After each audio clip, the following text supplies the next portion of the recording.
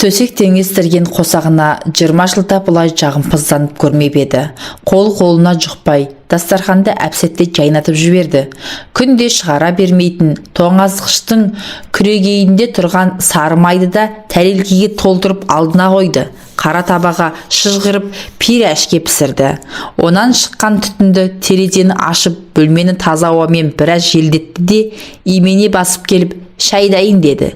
Күйеуі әдетінше сақалын сыбанып алып, ең арзан калина красная әтірін дәу алақанымен шұңқырмен бір көсіп алып, екі бетін кезек-кезек сипады. Сосын ескі мәнеріне салып, екі бөлмеге жалтақтап басын сұғып, біреу бірдеңені алып кетті ме дегендей бір қарап алып, ас үйіне кірді. Қарауыл десе қарауыл, осы әдетті қашан қояды екен? Шай құймаққа дайындалған жұбайы асығып аптығып тұр.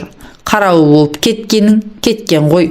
Күйеуі жинап тұрған таңғы дастарханды көріп, «Охо, қатын, бүгін жаңа жыл ма?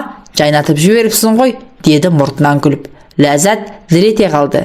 «Терезені тағы ашып алайын ба? Әлде осы бола?» деді күйеуінің алдында оқушыдай кіпіртіктеп. «Болады. Пирәшке пісіріп едім. Бүгін кезекке баратын күнің ғой», деді. «Болады.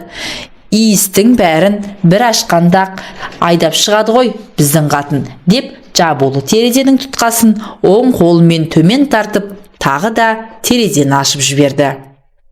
«Қарауылдығы қалмайды. Өмір бойы кеткен екен ғой», деді Ләззат, тағы да күбірлеп. «Сүтпен ішесің бе?» «Қолдың сүті есіктің алдына әкеліп сатады. О, су сұраса сүт берген, айран берген» деп күйеуі өлеңдетіп жіберді. «Бәрін үлгеріпсің ғой?» Жұбайы төмен қараған күйі жауапсыз қалды. «Өлеңсең етең», деді іштей ыза болып. «Онан да шеріңді ішіп, тезірек қарауылдығыңа кетпейсің бе?» Ол ыстық кесені қолына алып, ыстық пирәшкеден бірден тістеді. Жұбайының бойынан бір діріл зу етіп, сонан кейін ғана көңілін демдеді. Бірақ бетін бұрып қарай алмады. Сабақ айтатын бастауыштың баласындай тік тұрып, «Отырсайшы қатын, шайың ыстық, құманың бұрқылдап тұр, неге қорқып тұрсың?» дегенде ғана мұнтаздай таза ақ шәйнектің сол жағын ала тізесін бүкті. Әдетте бір-ақ кесе ішетін дөң күйеуі шайқор болып кетті. Майлы пирешкені төмен айдаған түрі шығар. «Сен үшін тағы да бір кесе», деді. Күстене бастаған күректей алақанымен шүрең кесені түбінен аялай ұстап. «Мейірленген түрі ғой сорлының. Онан да жұмысыңа тезірек кетсейші». Ол «болдым» деп күректей алақанымен дөңгеленген кесенің бетін жапты. Шай кесе көрінбей қалды. Жуан дауыс қанағат дегенде әйел тағы да бір дір етіп орнынан атып тұрды. «Қорқақ болып кеткенсің бе?» деді. 20 жылдан бергі жан серігі үстел басынан қозғала бергенде. Иығына қолын салып, жұбайын бір түрлі жақсы көріп кетті. Ол болса денесін алып қашып тартыншақтай берді. «Мен қаштым, өкімет жұмысы күтіп тұр», деп үстіне жеңі түте-түте ескі курткасын ілгенде, осыны бір ауыстыру керек еді деген жолаушы ой әйелінің көкірегін осып өтті. «Барғасын өкіметтің киіміне ауыстырады ғой, аэропорттың қорымын не үшін жинап жүрсің?» деген ызамен есіктен шығып бара жатқан өмірлік серігінің арқасына қарады. Жалпақ жауырыннан көз алмай тұрып, «Осыны қайдан таптым екен?» деп өкінді. «Өзім ғой, мені ешкім зорлаған жоқ. Бір жерден біздегесін құлай кеттім. Жаманкөлден басқа адам болса жанымды алатындай көрінді», деп өзінен өзі зығырданы қайнай бастады. «Пака», деді жалт бұрылып. Ол ерін түрпитіп, болар-болмас басын изеді. Орысшасының түрін. Қап қалың ағаш есік сарт жабылды. Ол арғы бетте, бұл бергі бетте қалды. «Сорлы», деді ішінен. «Қосағынан туған екі қыз бар. Біреуден ілгері, біреуден кейін өмір сүруде. Ол әуежайдың қарауылы, өзі байланыс министрлігінің кеңсе жабдықтары бөлімінде қызмет істейді.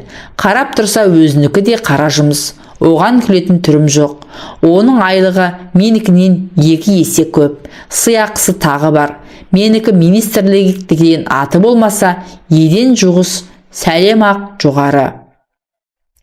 Сол жерден қара жұмысшының бәрін өзім істеймін, сәнденіп жүргенім болмаса, осы сән маған не керек деді де айнаның алдына қалай барғанын білмей қалды. Бірақ өз бейнесіне өзі тамсанып үлгермей ытқып балконға шықты. Жүргінші жолында бәрінің үстінен қарап бойшаң біреу кетіп барады. Ол өзінің қосағы. Сорлы деді, іштей балағаттап. Кері бұрылып, айналдына кеп құлағына мөлт-мөлт еткен, сақтап жүрген сырғасын таға бергенде саусағы дір етіп, асыл тас аяқ астына түсті. Құдай құлақты да шын түйтіп бергенін қарашы. Осы сәндену маған неменеге керек деп, жерге мөлтілдеп жатқан сырғаны белін әрең бүгіп қолын алды. Мұны да туған күнімде сыйлаған анау сорлы ғой деп, күйеуін күстаналады. Жоқ, тағайын, сырға сұлулық сыйлайды деп, құлақтың бітеле бастаған тесігіне иненің ұшын кіргізіп жібергенде тұрған орнынан ыршып кетті. Терісі ауырғанмен жан дүниесі жай тапты, бітеліп қалыпты. Көптен тақпағандығы ғой. Бітелсе енді ашылады деп қантымыр көңілмен үсте ең әдемісін киді. Осымен кімнен кеммін? Әдемі шүберектің әсерімен көкірегі оттай жанып, бір мақтаныш сезіммен жер баса алмай алып ұшты. Тігінен тұрған сопақ айнаның алдына қайта-қайта барды.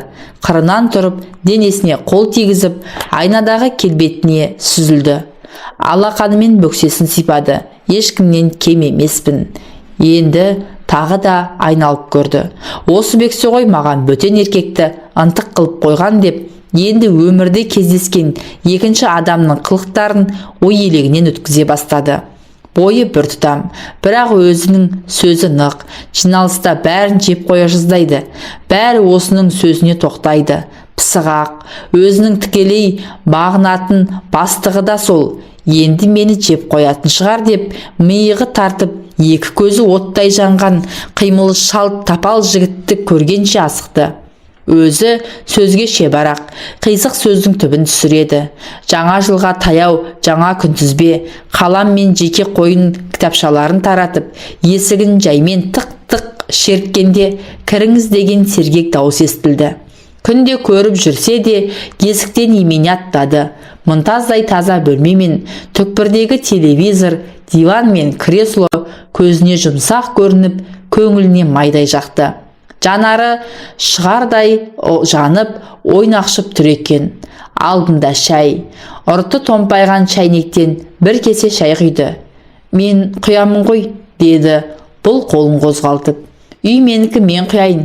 Я солай ғой, деп кеңсе заттарын алғандағы туралы тізімді алдына қойып, мына тұсқа қол қойыңыз, деді күбірлеп. 37-ші жыл болса да бас кетеді ғой, деді. Ол жұп-жұқа алақанына ілініп тұрған нәзік саусақтарды бүлкілдетіп ұстап. Қандай кішкентай алақан деп таң қалды. Біздің үйдегі үстінен басқанда шай кесе жоқ болып кетеді. Сырты бұжыр-бұжыр жалпақ алақанды көз алдына әкелді. Ол қол тигізсе, мұның түгі де қалмайды. Солай, ол далада, бұл үйде. Ол күрек, бұл қалам ұстайды. Мә, деді, тізімді өзіне ұстадып. Бұл қап қалың журналды қайтып алды да, неге 37-ші жылы еске алды екен деп, бір піспеген ой басына дік ете қалды. Әйтеуір 37-нің жақсы нәрсе еместігін біледі. Сол кездері ата-бабасы Қытайға қашқанда, бұлар бергі бетті сағалап елде қалған. Жаңа жылдың алдында екеу болып шай ішейік, деді бастағы. Кішкентай тәрелгеге бұжылдаған торттан алып, суып бара жатқан шайдың үстіне томпақ шайнекті еңкейтіп, сыздатып сутамызды. Менен де бір дәм татсайшы. Иә, деп бір ұттады. Суып қалған қызыл су ерініне мұздай болып тиіп, салқын әсер тұла бойынан жүгіріп өтті. Осыны да шай деп ішіп отырсыз ба? Ләззат, служебный романды көріп бедің, деді күлімсіреп іштей қарап. Ештеңе түсіне алмады. Күлімсіреген қос жанар тұла бойын ішіп жеп барады. Қазақшасы кеңсе махаббаты. Екеуміз сонымен айналсайық. Кіммен кімбіз? Ескі жылды жібермейміз. басын көтере алмады. Мәскеудің бір есеп кеңсесіндегі бастығы мен бағынышысының махаббаты туралы кино болатын. Орысша сонша түсіне қоймайды. Бәрі өтірік болып көрінеді. Еміс-еміс бірдеңе көз алдынан бұлдырап өтіп жатты. «Я, музыкасы жақсы», деді, білетін адамдай болып көрініп. «Сондай музыка бізде де бар. 2 күннен кейін дәл осы уақытта маған кел. Жауабыңды бер. Күтем» деген кезде орнынан көтеріле беріп еді.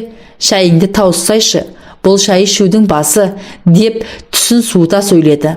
«Рахмет» деп пәпкесін ұстап алып, боз кілемді басып жүре берді. Артынан қарап тұр. Менің тостағандай төңкерілген бөксемнен көзін алмай тұр. Өзім де сезетіммін дегендей бір әйелдік мақтаныш сезімі бойын бунап барады. «Күтем» деді дардай басымен. «Мені күтеді ғой сонда».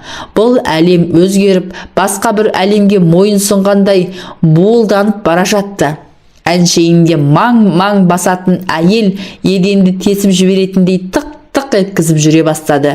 Үйге келген бетте үлкен қызды азық-түлікке жұмсап, тамақтың түр-түрін алғызды. Бойжетіп қалған қызы да таң. «Мама, туған күніңіз сияқты дайындалып жатырсыз ғой», деді, риясыз күлімсіреп. «Әкең жұмыстан шаршап келеді. Ыстық ішсін, күнде қуырған картоп пен макарон, кеспе көже жасайық», деп қолы да бойы да жеңілдеп 2 бөлмеде алып жүріп қалды. 2 күннен кейін басқарма бастығы белгілеген уақытта Ләззат алдына барды. «Ляска, ойландың ба?» деді жеп-жеңіл сөйлеп. Атын орысша атағанда мырс ете қалды. Өмір өстіп ешкім айтпапты. Қатын деген күйеуінің бұрында бұғадай шыққан дауысы да құлағына қабат естілді. Қайтсын, ол да жақсы көріп кеткенде айтатын шығар, деп тұрып қалды. Сол сәт, онда ертең сенбі. Біз де өкіметтің берген демалысын жаңаша өткізейік. Өзің қай жерде тұрасың? «Интернациональный, Шевченкода. Онда сағат 11-де сол жерде күтем». «Аялдамаң қалай аталады?» «Интернациональный». «Онда как раз интернационализмге біраз үлес қосайық, қазақша қосайық». Бұл сөзге түсінбесе де басын изей берді. «Күтем» деді де ең соңында келіншек келіскендей үнсіз теріс айналды. Тағы да ту сыртынан қарап тұр. Осылай бөкселі қылып туған анама 1000 бір рахмет деп жеңіл басып бара жатты. Күні бойы көңілді жүрді.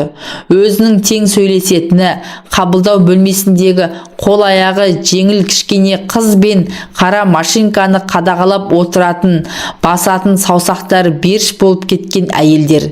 Әйел көзінің байқамайтын жоқ, жан сарайындағы жеңілдікті сезіп қалыпты. «Көңілдессің ғой, байың индийский киноға апарам деп жүрме?» деді 42 әріпке қадалып саусақтары би-билеп тұрған ені менен көлденеңі бірдей былшиған әйел. Әншейінде алдындағы мягкий знак деп твердый знакқа әріп деп қарамаса да бұған да солай қарайтын. «Апарып бітті ғой. Әйтеуір киноға баратын адам сияқтысың». Үндеген жоқ. Машинкаға басылған қағаздардың 2 данасын түгендеп алды да шығып кетті. 2 дана адам да 2 дана қағаз секілді. Ортасына қара қағаз салып басады. Қара қағаз қалың кезде әріпте анық түседі. Жұқарғанда дей бергенде ойын тағы былшиған әйел бұзып жіберді. «Ұзын дәлізде кесе көлденең тұр. Солай де», деді кекесінмен. Бұл өне бойы дір-дір етіп ең соңғы беттің арасына жабысып қалған қара қағазды тырнағымен түртпектей берді. «Тастап кет қара қағазды» деп бұйыра сөйлеп қолын созды. Бір биған саусақтарымен қып-қызыл қылып бояп алған тырнағы. «Жетісіп қапсың». Екінші құлағына да көздей сырғаны әрең тақты. Екеуі бірдей бітеліп қалмаған шығар. Өзінше бұра тартқан болды. Бағана Гүжбандай күйеу есікті тарс шапқаннан кейін жан дүниесі жеңілдеп қалды. Өзін еркін сезініп, еркін ойланды. Ескі айнаның алдына барып, өз бейнесіне өзі сүйсіне қарады. Жұрттан кемін бе? Қол аяғым балғадай, жастықтай жалпақ бөксеммен бүлк-бүлк ететіні. Болмысына риза болған 30-дан енді асқан әйел айнаға қарап тұрып, өзіне де, өмірге де осылай баға берді. Есік тарс жабылды. бір сағат бұрын мамырлап еркек шыққан есіктен қол аяққа тұрмай әйел шықты. Аптығып жүріп, есікті құлыптауды ұмытып кетіпті. Бір тепешек төмен түсіп, қайта бұрылып, салбыраған кілттің ұшын көздей тесікке дір-дір етіп әрең кіргізіп, бұжыр темірді қытыртыратып екі бұрады. Сосын бір нәрсем қалып қойған жоқ екен деп темір есіктің дәл ортасындағы дөңгелек тесіктен бір көзін қысып тұрып, біраз шұқшиды. Ұзын дәлізде терезені ашқанда кіріп кеткен қоңыр көбелек лып-лып етіп бір жерге қона алмай жүр екен. Жүре бер, келгесін шығарармыз, деп өзінен өзі қуанып, жалт бұрылып, асығып аптығып төмен түсе берді. Қайтып келгесін қосағына қызыл шайды қою қылып дайындап, палау пісірді. Еттің орнына мөлдір етіп қара мейіз қосты. Енесі байғұс айтулы күндерде осылай